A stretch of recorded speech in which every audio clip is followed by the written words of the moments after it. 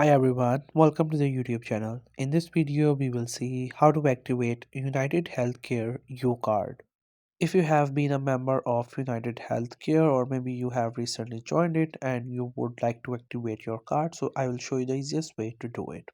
First, you have to open any browser of your choice and you have to search for Activate United Healthcare UCard. And once you get the results, you have to simply go with this first one, which is actually by the United Healthcare. Make sure you go with that same link. Once you click onto that link, it will just take a while to load, and after that, it will take you to this page. So, here to activate, either you have to sign in or register. So, if you already have an account, then you can just simply sign in. Otherwise, if you're new, then click on to this option register now. Then it will again just take a while to load and it will take you to this page.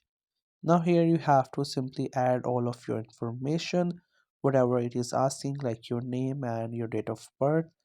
And once you add it, then at the bottom we have other options that you have to fill up. You can also see that these informations are actually written on your card. So from there you can get it and you can just simply paste that up here. Then these are other information related to your card and your account. You just have to simply add everything and click on continue. Once you do so, the next page will be the page where you can activate your card.